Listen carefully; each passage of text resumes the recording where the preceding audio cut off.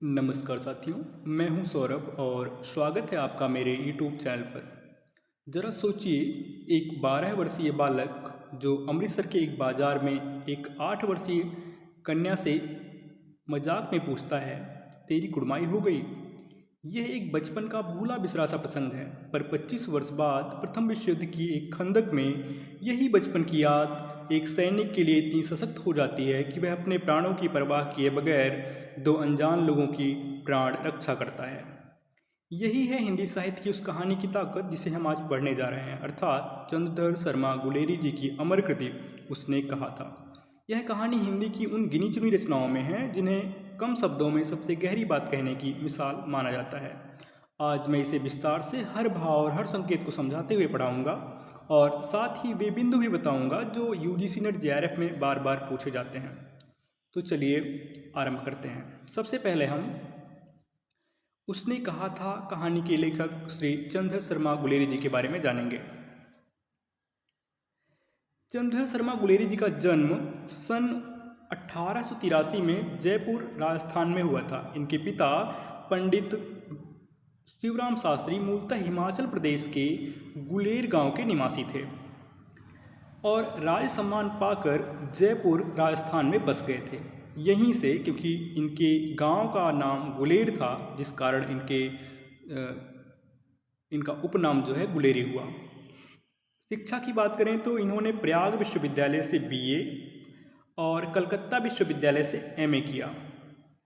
गुलेरी जी संस्कृत, हिंदी, अंग्रेजी के अलावा बांग्ला, मराठी, जर्मन और फ्रेंच भाषाओं के भी ज्ञाता थे। यह उनकी बहुभाषी प्रतिभा को दर्शाता है। दुर्भाग्य से मात्र 39 वर्ष की अल्प आयु में 12 सितंबर सन 1922 को श्री गुलेरी जी का देहावसान हो जाता है। आगे बढ़ते हैं। गुलेरी जी केवल एक कहानीकार ही नहीं थे, वे एक सक्रिय संपादक, शिक्षाविद और शोधकर्ता भी थे। उन्होंने सन 1900 में जयपुर में नागरी मंच की स्थापना में योगदान दिया। सन 1902 में मासिक पत्र समालोचक के संपादक रहे और काशी नागरी पिटारी सभा के सभापति भी रहे। वे मेयो कॉलेज अजमेर में संस्कृत विभाग के अध्यक्ष रहे और बाद में आदरणीय श्री पंडित मदन मोहन मालवीय जी के विशेष आग्रह पर काशी हिंदी विश्वविद्यालय में प्राच्य विद्या विभाग के प्राचार्य बने। हम इनकी रचनाओं की अगर बात करें तो इनकी तीन प्रमुख कहानियां हैं। तीन ही इनकी कहानियां हैं। सुखमय जीवन 1911, बुद्धू का कांटा 1911 और उसने कहा था 1915। और हमारी आज की कहानी उसने कहा था 1915 यही है। इसके अलावा निबंध और आलोचना के क्षेत्र में भी इनका महत्वपूर्ण योगदान रहा है। इनकी प्रमुख निबंध एवं आलोचनात्मक ग्रंथ कुछ इस प्रकार हैं कि मारिस मुहे कुठाओं जो कि निबंध है, कछुआ धर्म निबंध है, पुरानी हिंदी आलोचनात्मक ग्रंथ है और महर्षि च्यवन का रामायण एक शोधप्रद ग्रंथ है।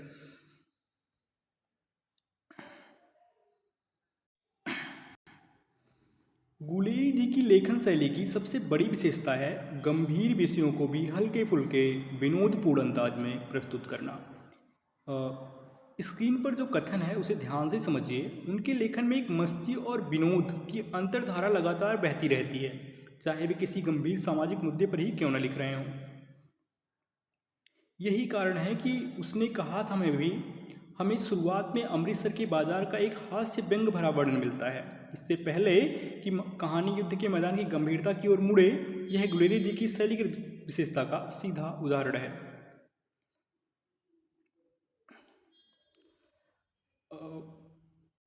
उसने कहा था कहानी के संबंध में कुछ महत्वपूर्ण तथ्यों को नोट कर लें। यह कहानी जून 1915 में सरस्वती पत्रिका में प्रकाशित हुई। कुल 5 भागों में विभक्त है यह कहानी और यह प्रथम विश्व युद्ध की पृष्ठभूमि पर आधारित है। कई बार परीक्षा में विकल्पों में द्वितीय विश्व युद्ध की पृष्ठभूमि भी लिख के आता है, जो कि गलत होता है। इसका केंद्रीय भाव 12 वर्ष के लहना सिंह की मन स्थिति की सूक्ष्म अभिव्यक्ति करना है। इससे पहले कि हम पूरी कहानी पढ़ें, आइए इसकी संरचना को समझ लें। इससे आपको कहानी का प्रवाह समझने में आसानी होगी। पहला भाग जो है वो अमृतसर के बाजार में 12 वर्ष के लड़के लहना सिंह की और 8 वर्ष की लड़की की भेंट होती है। दूसरे भाग में दूसरा भाग जो है प्रथम विश्व युद्ध का मैदान है। खंदक में लहना सिंह और उसके साथी अन्य साथी सूबेदार वगैरह हैं। तीसरे भाग में अस्वस्थ बोधा सिंह खाली टीनों पर लेटा हुआ है। चौथे भाग में लहना सिंह सबको आगामी खतरे अर्थात छद्म लपटन साहब से सचेत करता है। और पांचवें भाग में लहना सिंह अपनी अतीत और सूबेदारनी को याद करता है। वही सूबेदारनी है जो बचपन में 8 वर्षीय कन्या के रूप में उसे दिखी थी, मिली थी। आगे बढ़ते हैं। अब हम पढ़ेंगे ये कहानी शब्द दर शब्द, भाव दर भाव। ध्यान दीजिए कि कैसे एक साधारण सी बचपन की स्मृति युद्ध के मैदान में जाकर अमर हो जाती है। तो आइए शुरू करते हैं। पहला भाग है कहानी का, क्योंकि आपको पूर्व में ही बताया गया है कि कहानी के 5 भाग हैं। बड़े बड़े शहरों के इक्के, गाड़ी वालों की जबान के कोड़ों से जिनकी पीठ छिल गई है और कान पक गए हैं, इनसे हमारी प्रार्थना है कि अमृतसर के बम्बू काट वालों की बोली का मरहम लगावें। जब बड़े बड़े शहरों की चौड़ी सड़कों पर घोड़े की पीठ चाबुक से धुनते हुए इक्के वाले कभी घोड़े की नानी से अपना निकट संबंध स्थिर करते हैं, कभी राह चलते पैदलों की आँखों के न होने पर तरस खाते हैं, कभी उनके पैरों की उंगलियों के पोरों को चीथ कर अपने को सताया हुआ बताते हैं और संसार भर की ग्लानि, निराशा और क्षोभ के अवतार बने नाक की सीध चले जाते हैं, तब अमृतसर में उनकी बिरादरी वाले तंग चक्करदार गलियों में हर एक लड्ढी वाले के लिए ठहर कर सब्र का समुद्र उमड़ा कर बच्चों खालसा जी, हटो भाई जी, ठहरना भाई, आने दो लाला जी, हटो बाछा कहते हैं। कहते हुए सफ़ेद फेटों, खच्चरों और बत्तकों, गन्ने, खोमचे और भारे वालों के जंगल में से राह खेते हैं। क्या मजाल है कि जी और साहब के बिना कुछ सुने किसी को हटना पड़े। यह बात नहीं कि उनकी जीभ चलती नहीं, पर मीठी छुरी की तरह महीन मार करती है। यदि कोई बुढ़िया बार बार चुनौती देने पर भी लीक से नहीं हटती, चेतावनी देने पर भी लीक से नहीं हटती, तो उनकी वचनावली के नमूने हट जा जीणे जोगिए, हट जा कर्मा वालिए, हट जा पुतना प्यारिए, बच जा लंबी वालिए, समष्टि में इनके अर्थ हैं कि तू जीने योग्य है, तू भाग्यों वाली है, पुत्रों की प्यारी है, लंबी उम्र तेरे सामने है, तू क्यों मेरे पहिए के नीचे आना चाहती है, बच जा। ऐसे बम्बू काट वालों के बीच में होकर एक लड़का और एक लड़की चौक की एक दुकान पर आ मिले। उसके बालों और उसके ढीले सुथने से जान पड़ता था कि दोनों सिख हैं। वह अपने मामा के केस धोने के लिए दही लेने आया था और यह रसोई के लिए बड़ियाँ। दही लेने कौन आया था? लहना सिंह, और वो कन्या रसोई के लिए बड़ियाँ लेने आई थी। दुकानदार एक परदेसी से गूँथ रहा था जो शेर भर गीले पापड़ों की गड्डी को गिने बिना हटता न था। तेरे घर कहाँ है? लड़का लड़की से पूछता है, तेरे घर कहाँ है? मंगरे में। लड़की पूछती है, और तेरे? माझे में। यहाँ कहाँ रहती है? अतर सिंह की बैठक में। वे मेरे मामा होते हैं, मैं भी मामा के यहाँ आया हूँ। उनका घर गुरु बाजार में है। तो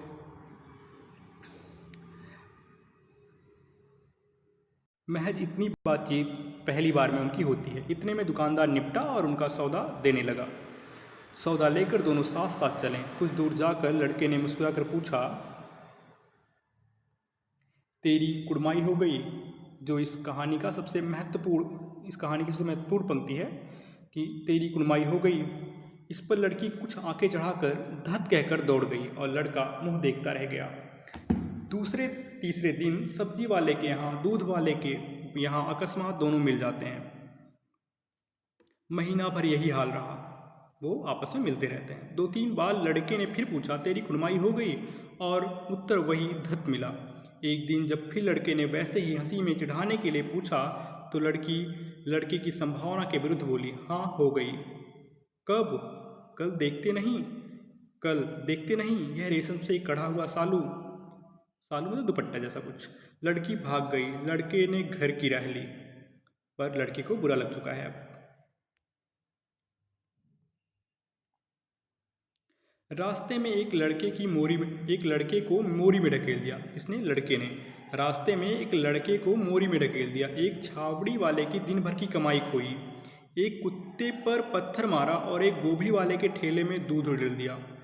लड़का वापस घर जाते समय क्या कर रहा है, ये एक परीक्षा में कई बार आ चुका है।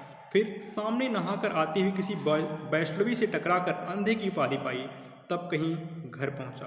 तो कहानी का पहला भाग यहीं पे समाप्त होता है। अब प्रारंभ होता है दूसरा भाग। राम राम, यह भी कोई लड़ाई है। दिन रात खंदकों में बैठी हड्डियां अकड़ गईं। ये 25 वर्ष बाद, वहाँ का प्रसंग वहीं पे समाप्त होता है। अब 25 वर्ष बाद ये लोग अभी वहाँ पे हैं, युद्ध के मैदान में, खंदक में। लुधियाना से 10 गुना जाड़ा और मेह और बर्फ ऊपर से पिंडलियों तक कीचड़ में धंसे हुए हैं। जमीन कहीं दिखती नहीं। घंटे 2 घंटे में कान के पर्दे फाड़ने वाले धमाके के साथ सारा खंदक हिल जाती है और 100 गज धरती उछल पड़ती है। इस गैबी गोले से बचे तो कोई लड़े। नगरकोट का जलवा सुना था, जहां दिन में 25 जलजले होते हैं। जो कहीं खंदक से बाहर साफा या कोहनी निकल गई तो चटाक से गोली लगती है। नामालूम बेईमान मिट्टी में लेटे हुए या घास की पत्तियों में छिपे रहते हैं। लहना सिंह और 2-3 हैं। लहना सिंह और 2-3 हैं। 4 तो खंदक में भी, लहना सिंह और 3 दिन हैं। 4 तो खंदक में बिता दिए। परसों रिलीफ आ जाएगी और फिर 7 दिन की छुट्टी और फिर 7 दिन अपने हाथों झटका करेंगे और पेट भर खाकर सो रहेंगे उसी फिरंगी मैम के बाग में। मखमल का सा हरा घास है, फल और दूध की वर्षा कर देती है। लाख कहते हैं दाम नहीं लेती। कौन? फिरंगी मैम। कहती है तुम राजा हो, मेरे मुल्क को बचाने आए हो। महत्वपूर्ण पंक्ति है, तुम राजा हो, मेरे मुल्क को बचाने आए हो। ये वहाँ की फिरंगी मैम का कथन है। 4 दिन तक एक पलक नहीं झेपी। बिना फेरे घोड़ा बिगड़ता है और बिना लड़े सिपाही। ये जो कथन है ये महत्वपूर्ण है। बिना फेरे घोड़ा बिगड़ता है और बिना लड़े सिपाही। आगे बढ़ते हैं। मुझे तो संगीन चढ़ाकर मार्च का हुक्म मिल जाए। मुझे तो संगीन चढ़ाकर मार्च का हुक्म मिल जाए, फिर 7 जर्मनों को अकेला मारकर न लौटूं तो मुझे दरबार साहब की दहली पर मत्था टेकना नसीब ना हो। पाजी कहीं के कलों के घोड़े संगीन देखते ही मुंह फाड़ देते हैं और पैर पकड़ने लगते हैं। यूं अंधेरे में 30-30 मन का गोला फेंकते हैं। उस दिन धावा किया था, 4 मील तक एक जर्मन नहीं छोड़ा था। पीछे जनरल ने हट जाने का कमान दिया, नहीं तो सीधे बर्लिन पहुंच जाते। क्यों? बर्लिन शहर का उल्लेख है, ये भी नोट कर सकते हैं।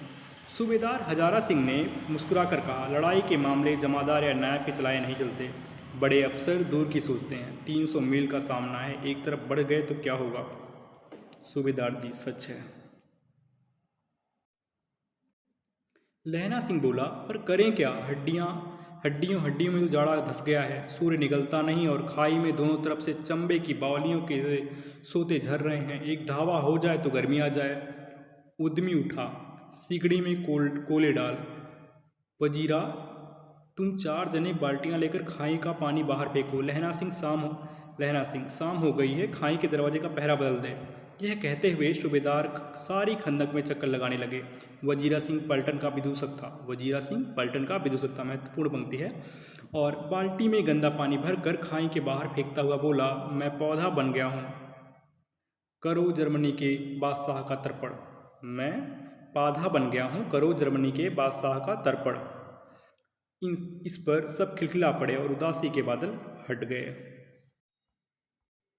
लहना सिंह ने दूसरी बाल्टी भरकर उसके हाथ में देकर कहा, अपनी बाड़ी के खरबूजे में पानी दो। ऐसा खाद का पानी पंजाब भर में नहीं मिलेगा।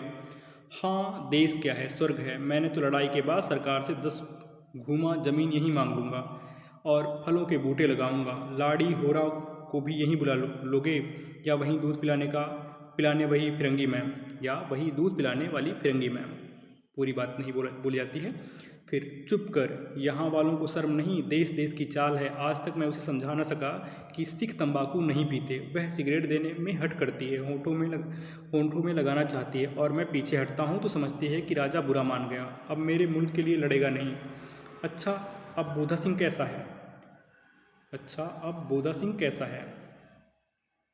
अच्छा है, जैसे मैं जानता ही ना हूँ। रात भर तुम अपने कंबल उसे उड़ाते हो और आप सिगड़ी के सहारे गुजर करते हो। मतलब जो लहना सिंह है वो अपना जो कंबल है वो बोधा सिंह को उड़ाता है और खुद अलाव के सहारे रात काटता है। उसके पहरे पर आप पहरा दे आते हो, अपने सूखे लकड़ी के तख्तों पर उसे सुलाते हो। आप कीचड़ में पड़े रहते हो, कहीं तुम न मादे पड़ जाना। मादे मतलब बीमार पड़ जाना। जाड़ा क्या है, मौत है, और निमोनिया से मरने वाले को मुरब्बे नहीं मिला करते। मेरा डर मत करो, मैं तो बुलेल की खड्ड के किनारे मरूंगा। भाई कीरत सिंह की गोदी पर मेरा सिर होगा और मेरे हाथ के लगाए हुए आंगन के आम के पेड़ की छाया होगी। वजीरा सिंह ने त्योरी चढ़ाकर कहा, क्या मरने मारने की बात लगाई है? मरे जर्मनी और तुर्क। हाँ भाइयों, कुछ गाओ। इस कहानी का एकमात्र गीत जो वहाँ सैनिक गा रहे हैं वो ये है, दिल्ली शहर ते पिछुए नु जान दिए, कर लेना लौंगा दा व्यापार मड़िए, कर लेना नाड़े दा सौदा आड़िए। लाड़ा चटाका कदुए नू, कद्दू बड़िया वे मजेदार गोरिए, हुण लाड़ा चटाका कदुए नू। कौन जानता था कि दाढ़ियों वाले घरबारी सिख ऐसे लुच्चों का गीत गाएंगे। पर सारी खंदक इस गीत से गूंज उठी और सिपाही फिर ताजे हो गए, मानो 4 दिन में सोते और मौज ही करते रहे हों। अब शुरू होता है इस कहानी का तीसरा भाग। दोपहर रात गई है, अंधेरा है, सन्नाटा छाया हुआ है। बोधा सिंह खाली बिस्कुटों के 3 टीनों पर अपने दोनों कंबल बिछाकर और लहना सिंह के 2 कंबल और एक बरान कोट ओढ़कर सो रहा है। कौन सो रहा है? बोधा सिंह। लहना सिंह पहरे पर खड़ा हुआ है, एक आंख खाई के मुंह पर है और एक बोधा सिंह के दुबले शरीर पर। बोधा सिंह कराहा, बोधा सिंह कराहा। क्यों बोधा भाई, क्या है? पानी पिला दो। क्यों बोधा भाई, क्या है? बोधा ने कहा, पानी पिला दो। लहना सिंह ने कटोरा उसके मुंह से लगाकर पूछा, कहो कैसे हो? पानी पीकर बोधा बोला, कपनी छूट रही है, मतलब वो काँप रहा है। रोम रोम में तार दौड़ रहे हैं, दांत बज रहे हैं। अच्छा, मेरी जर्सी पहन लो। और तुम? मेरे पास सिगड़ी है और मुझे गर्मी लगती है, पसीना आ रहा है। ना, मैं नहीं पहनता। 4 दिन से तुम मेरे लिए। फिर अधूरा वाक्य छोड़ देता है बोधा सिंह। हाँ, याद आई, मेरे पास दूसरी गर्म जर्सी है, आज सवेरे ही आई है। विलायत से मेम बुन बुन कर भेज रही हैं, गुरु उनका भला करें। यूँ कहकर लहना अपना कोट उतार कर जर्सी उतारने लगा। सच कहते हो और नहीं झूठ? यूँ कहकर ना ही करते बोधा को उसने जबरदस्ती जर्सी पहना दी और आप खाकी कोट और जीन का कुर्ता भर पहनकर पहरे पर आ खड़ा हुआ। मेम की जर्सी की कथा केवल कथा ही थी, इसमें कोई सच्चाई नहीं थी कि उसे कोई अलग से जर्सी मिली हुई थी। जर्सी सबके पास एक ही थी। आधा घंटा बीता, इतने में खाई के मुंह से आवाज़ आई, सूबेदार हजारा सिंह। कौन? लेफ्टिनेंट साहब, हुक्म हुजूर। कहकर सूबेदार तन कर फौजी सलाम करके सामने हुआ। देखो, इसी धम दावा करना होगा। मील भर की दूरी पर पूरब के कोने में एक जर्मन खाई है, उसमें 50 से ज़्यादा जर्मन नहीं है। इन पेड़ों के नीचे 2 खेत काट कर रास्ता है, 3-4 घुमाव हैं, जहाँ मोड़ है वहाँ 15 जवान खड़े कर आया हूँ। तुम यहाँ 10 आदमी छोड़कर सबको साथ ले उनसे जा मिलो। खंदक छीन कर वहीं जब तक दूसरा हुक्म ना मिले डटे रहो, हम यहाँ रहेंगे। जो हुक्म। हजारा सिंह कहता है जो हुक्म, सॉरी, लहना सिंह कहता है जो हुक्म। चुपचाप सब तैयार हो गए। बोधा भी कंबल उतार कर चलने लगा। तब लहना सिंह ने उसे रोका। लहना सिंह आगे हुआ तो बोधा के बाप सूबेदार ने उंगली से बोधा की ओर इशारा किया। लहना सिंह समझकर चुप हो गया। पीछे 10 आदमी कौन रहे? इस पर बड़ी हुज्जत हुई। कोई रहना चाहता। समझा बुझाकर सूबेदार ने मार्च किया। लेफ्टिनेंट साहब लहना की सिगड़ी के पास मुंह फेर कर खड़े हो गए और जेब से सिगरेट निकाल कर सुलगाने लगे। 10 मिनट बाद उन्होंने लहना की ओर हाथ बढ़ाकर कहा, लो तुम भी पियो। आंख मारते मारते लहना सिंह सब समझ गया। मुंह का भाव छिपा कर बोला, लाओ साहब। हाथ आगे करते ही उसने सिगड़ी के उजाले में साहब का मुंह देखा, बाल देखे, तब उसका माथा ठनका। लेफ्टिनेंट साहब के पट्टियों वाले बाल एक ही दिन में कहाँ उड़ गए और उनकी जगह कैदियों से कटे बाल कहाँ से आ गए? शायद साहब शराब पिए हुए हैं और उन्हें बाल कटवाने का मौका मिल गया है, लहना सिंह ने जांचना चाहा। लेफ्टिनेंट साहब 5 वर्ष से उनके रेजिमेंट में थे। ये महत्वपूर्ण तथ्य है कि लेफ्टिनेंट साहब 5 वर्षों से उनके रेजिमेंट में थे। क्यों साहब, हम लोग हिंदुस्तानी कब जाएंगे? लड़ाई खत्म होने पर। क्यों, क्या यह देश पसंद नहीं? नहीं साहब, शिकार के भी मज़े यहाँ कहाँ। याद है, हर साल नकली लड़ाई के पीछे आप जगाधारी ज़िले में शिकार करने गए थे। जगाधारी ज़िला पंजाब का ज़िला है शायद। तो ये अपनी पुरानी यादें साझा कर रहा है परखने के लिए, लप्टन साहब को परखने के लिए। हाँ हाँ, वही जब आप खोते पर सवार थे और आपका खानसामा अब्दुल्ला रास्ते में एक मंदिर में जल चढ़ाने को रह गया था। बेशक पाजी कहीं का, सामने से नीलगाय निकली कि ऐसी बड़ी मैंने कभी न देखी थी, और आपकी एक गोली कंधे में लगी और पुट्ठे में निकली। ऐसे अफसर के साथ शिकार खेलने में मजा है क्यों साहब? शिमले से तैयार होकर उस नीलगाय का सिर आ गया था ना। आपने कहा था कि रेजिमेंट में मैस में लगाएंगे। हाँ, पर मैंने वह विलायत भेज दिया। ऐसे बड़े बड़े सींग 2-2 फुट के तो होंगे। हाँ, लहना सिंह 2 फुट 4 इंच के थे। तुमने सिगरेट नहीं पिया? पीता हूँ साहब, दिया सलाई ले आता हूँ, कहकर लहना सिंह खंदक में घुसा। अब उसे संदेह नहीं रह गया था। किसे? लहना सिंह को। अब लहना सिंह को कोई संदेह नहीं रह गया था कि ये लेफ्टिनेंट साहब जो है वो फर्जी और झूठा है। उसने झटपट निश्चय कर लिया कि क्या करना चाहिए। अंधेरे में किसी सोने वाले से वह टकराया। कौन? वजीरा सिंह? हाँ, क्यों लहना, क्या क़यामत आ गई? जरा तो आंख लगने दी होती। अब यहाँ से चौथा भाग आरंभ होता है। होश में आओ, क़यामत आई है और लेफ्टिनेंट साहब की वर्दी पहन कर आई है। क्या? लेफ्टिनेंट साहब या तो मारे गए हैं या कैद हो गए हैं। उनकी वर्दी पहनकर यह कोई जर्मन आया है। सूबेदार ने इसका मुंह नहीं देखा, मैंने देखा और बातें की। शोहरा साफ उर्दू बोलता है, पर किताबी उर्दू, और मुझे पीने को सिगरेट दिया है। तो अब मारे गए, धोखा है। सूबेदार कीचड़ में चक्कर काटते फिरेंगे और यहाँ खाई पर धावा होगा। उठो, एक काम करो,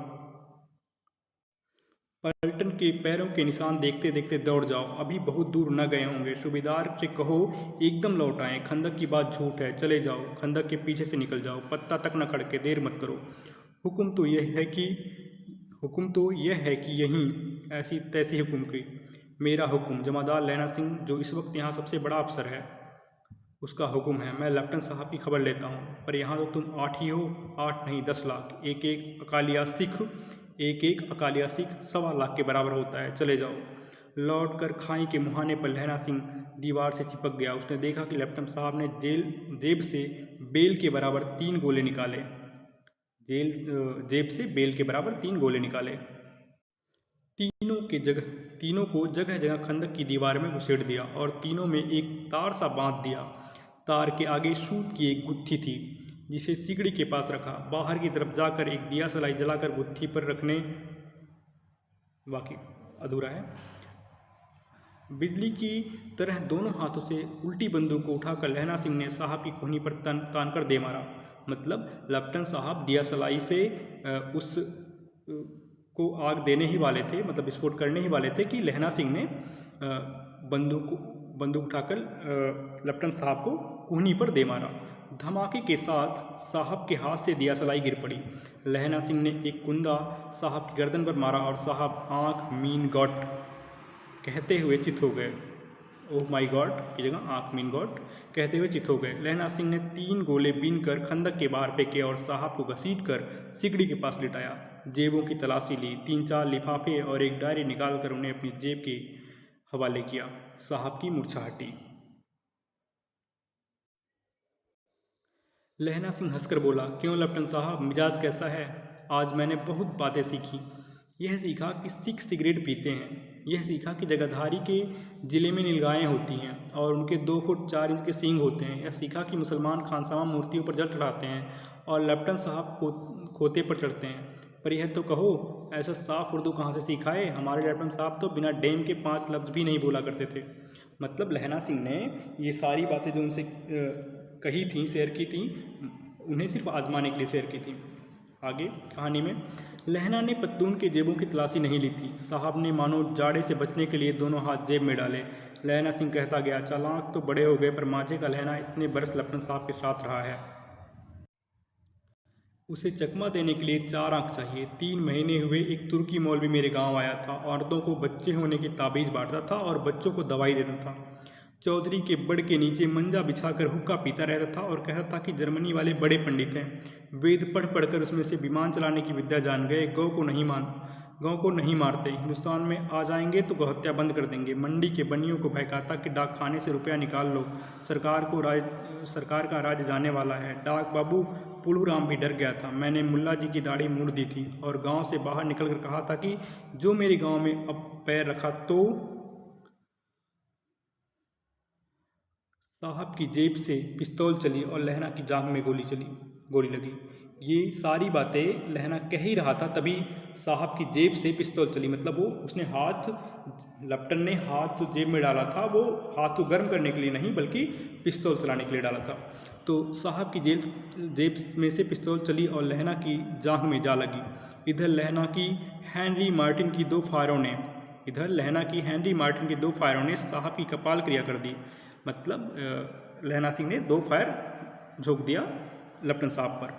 धड़ाका सुनकर सब दौड़ आए। बोधा चिल्लाया, क्या है? लहना सिंह ने उसे यह कहकर सुला दिया कि एक हड़का हुआ कुत्ता आया था और मार दिया, और औरों से सब हाल कह दिया। सब बंदूकें लेकर तैयार हो गए। मतलब बोधा सिंह को वास्तविक जानकारी नहीं दी लहना सिंह ने, बाकी सबको सही बात बता दी। लहना ने साफा फाड़कर घाव के दोनों तरफ पट्टियां कसकर बांधी। घाव मांस में ही था। पट्टियों के कसने से लहू निकलना बंद हो गया। इतने में 70 जर्मन चिल्लाकर खाई में घुस पड़े। सिखों की बंदूकों की भाड़ ने पहले धावे को रोका, दूसरे को रोका।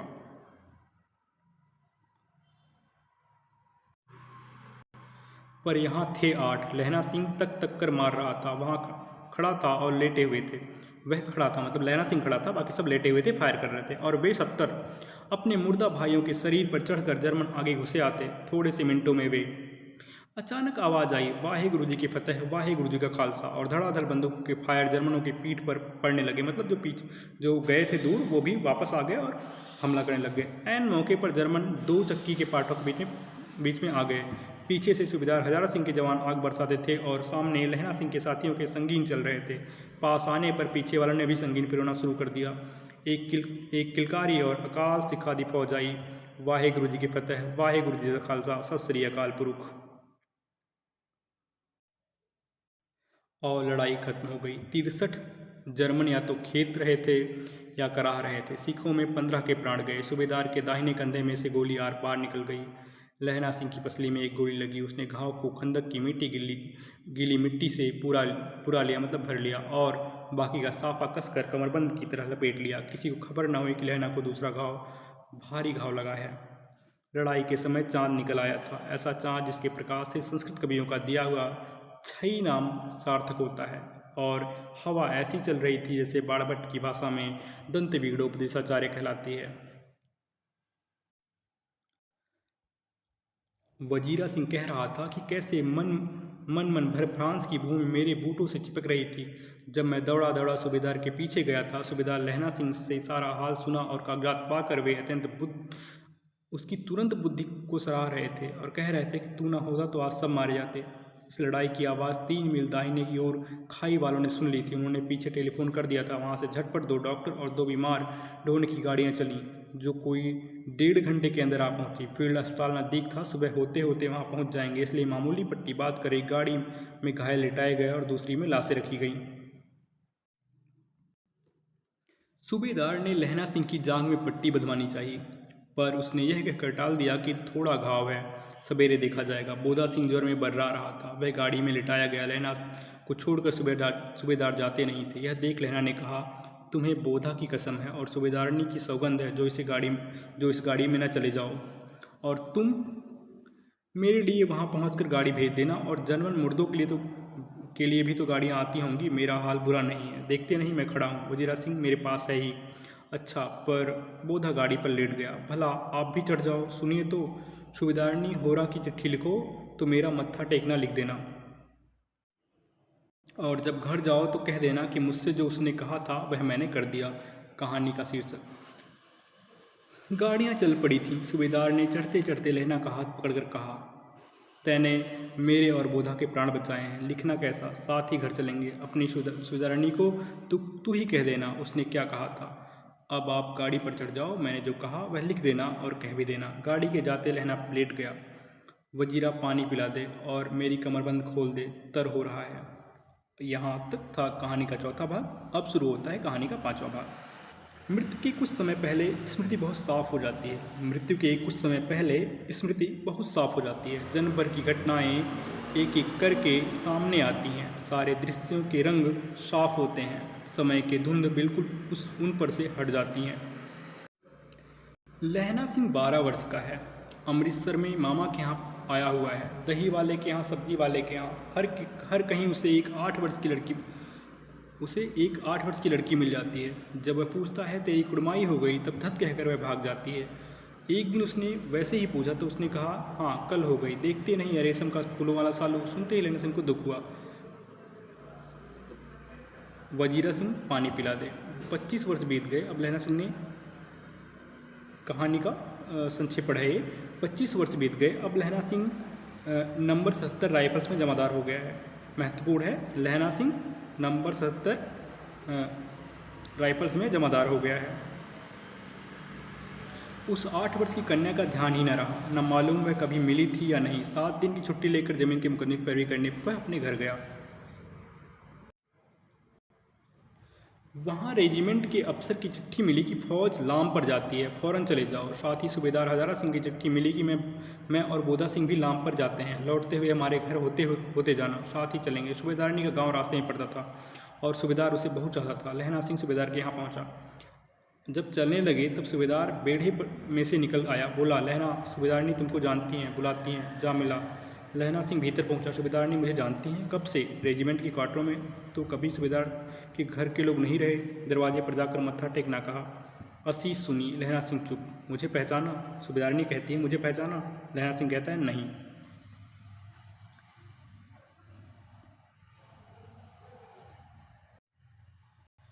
तेरी कुड़माई हो गई, धत कल हो गई। देखते नहीं रेशमी बूटों वाला सालू अमृतसर में। भाव की टकराहट से मूर्छा खुली, करवट बदली, पसली का घाव बह निकला। वजीरा पानी पिला, उसने कहा था। स्वप्न चल रहा था। ये सारी बातें इसे लहना सिंह को स्वप्न में आ रही थी। पुरानी बातें। स्वप्न चल रहा था। सूबेदारनी कह रही है मैं तेरे को आते ही पहचान लिया। मैंने तेरे को आते ही पहचान लिया। एक काम कहती हूँ, मेरे तो भाग फूट गए। सरकार ने बहादुरी का खिताब दिया है, लायलपुर में ज़मीन दी है। आज नमक हलाली का मौका आया है, पर सरकार ने हम तिमियों की एक घगरिया पलटन क्यों न बना दी। मैं भी सूबेदार जी के साथ चली जाती। एक बेटा है फौज में भर्ती हुए, उसे 1 ही बरस हुआ है, मतलब बोधा सिंह। उसके पीछे 4 और हुए पर एक भी नहीं किया। सूबेदारनी रोने लगी। अब दोनों जाते हैं।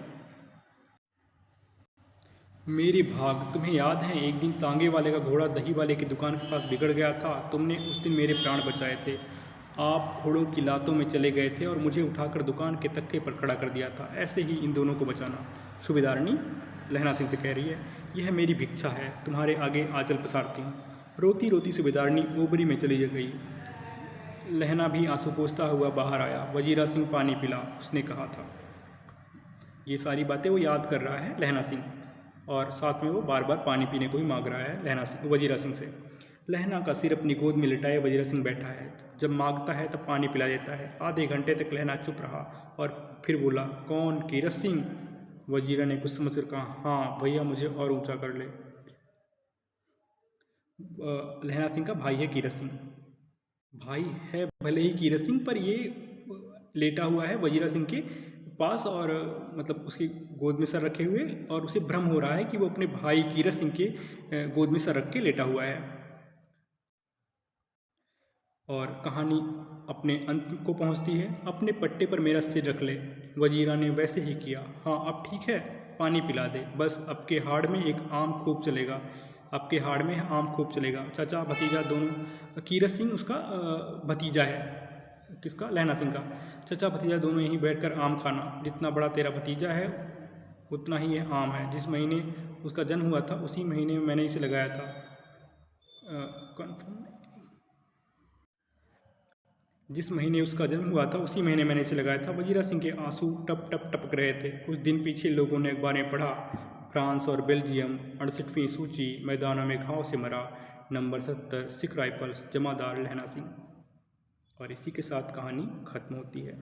बात करें विद्वानों के कथन की तो आचार्य रामचंद्र शुक्ल इस कहानी के लिए कहते हैं कि सादे ढंग से केवल कुछ व्यंजक घटनाएं और थोड़ी बातचीत सामने लाकर क्षिप्र गति से किसी एक गंभीर संवेदना या मनोभाव में पर्यवसित होने वाली शैली का बहुत ही अच्छा नमूना है स्वर्गीय गुलेरी जी की प्रसिद्ध कहानी, उसने कहा था। यानी शुक्ल जी कह रहे हैं कि गुलेरी जी ने बहुत कम शब्दों में बिना अनावश्यक विस्तार के एक अत्यंत गहरी भावना तक पाठक को पहुंचा दिया है। यही इस कहानी की सबसे बड़ी शिल्पगत उपलब्धि है। कुछ अतिरिक्त तथ्य नोट कर लीजिए। जो परीक्षा की दृष्टि से उपयोगी हैं। लेफ्टिनेंट साहब 5 वर्षों से लहना सिंह के रेजिमेंट में थे। लेफ्टिनेंट साहब 5 वर्ष से लहना सिंह के रेजिमेंट में थे। दूसरा महत्वपूर्ण तथ्य, लुधियाना, शिमला, अमृतसर, नगरकोट, जगाधरी जिला और बर्लिन जैसे स्थानों का उल्लेख किया गया है। कहानी में एक जगह लहना सिंह को 7 दिन की छुट्टी मिलने वाली है, ऐसा उल्लेख आया हुआ है। रेजिमेंट का नाम है नंबर 70 सिख राइफल्स। अब बारी है आपकी परीक्षा तैयारी परखने की। मैं आपके सामने उसने कहा था कहानी से, जो अभी आपने पढ़ी है, उस पर आधारित 5 महत्वपूर्ण प्रश्न रखूंगा। हर प्रश्न को ध्यान से पढ़िए, स्वयं उत्तर सोचिए और फिर अगली स्लाइड पर सही उत्तर देखिए। तैयार हैं? तो चलिए आरंभ करते हैं। तो पहला प्रश्न है कि यह बात नहीं कि उनकी जीभ चलती नहीं, पर मीठी छुरी की तरह महीन मार करती है। उपयुक्त कथन किस कहानी से संबंधित है? विकल्प क अपना अपना भाग्य, ख लाल पान की बेगम, ग कानों में कंगना या फिर घ उसने कहा था। और जैसा कि आपको पता है, इस कहानी का सही उत्तर होगा उसने कहा था, विकल्प घ। आगे बढ़ते हैं अगले प्रश्न पर। अगला प्रश्न है, ऐसे ही इन दोनों को बचाना, ऐसे ही इन दोनों को बचाना उपयुक्त वाक्य लहना सिंह से किसने कहा? तो विकल्प है क वजीरा सिंह, ख सूबेदारनी ख बोधा सिंह, ग सूबेदारनी या घ हजारा सिंह। और इस प्रश्न का सही उत्तर होगा विकल्प ग सूबेदारनी। सूबेदारनी कहती है, जैसे उस समय जब मैं 8 वर्ष की थी तब तुमने मुझे गाड़ी के नीचे आने से बचाया था, उसी तरह इनको भी बचाना। तीसरा प्रश्न है कि तेरी कुड़माई हो गई का उत्तर संभावना के विरुद्ध मिलने पर घर की राह लेते समय लहना सिंह ने क्या क्या किया? जब लहना सिंह ने पूछा कि तेरी कुड़माई हो गई और उसे उम्मीद थी कि उसे उत्तर मिलेगा धत, लेकिन उसे उत्तर मिलता कि हाँ हो गई, तब वो क्या क्या करता है ये दिया गया है। ए है एक लड़के को मोरी में ढकेल दिया, हाँ। एक छावड़ी वाले की दिन भर की कमाई खोई, हाँ। एक कुत्ते पर पत्थर मारा, एक गोभी वाले के ठेले पर दूध ले दिया। और विकल्प ई है, नहा कर आते हुए किसी वैष्णवी से टकराकर अंधे की उपाधि पाई। तो इस प्रश्न का सही उत्तर होगा विकल्प ग,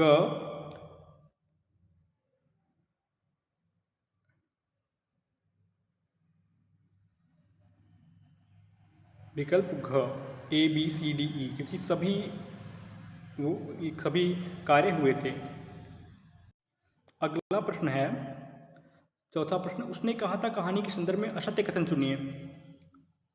विकल्प दिए गए हैं। ए सरस्वती पत्रिका में प्रकाशित हुई थी कहानी, हाँ ये सच है कि सरस्वती पत्रिका में प्रकाशित हुई थी।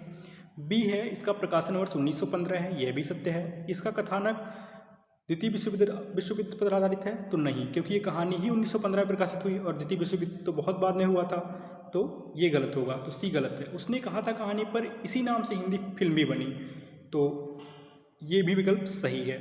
तो जिसमें ए बी मतलब असत्य पूछा है, तो सिर्फ विकल्प सी, कथन सी सही गलत होगा, तो विकल्प ग सही उत्तर होगा इसका, हाँ विकल्प ग, कथन सी।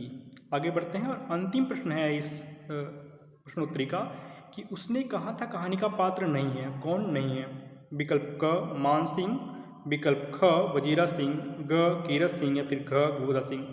तो बोधा सिंह जो है वो सूबेदारनी का और सूबेदार का पुत्र है। वजीरा सिंह वहाँ पे सैनिक है और विदूषक का कार्य कर रहा है। कीरत सिंह जो है वो लहना सिंह के परिवार से है, जबकि मान सिंह इस कहानी का कोई पात्र नहीं है। अतः विकल्प का इस प्रश्न का सही उत्तर होगा मान सिंह।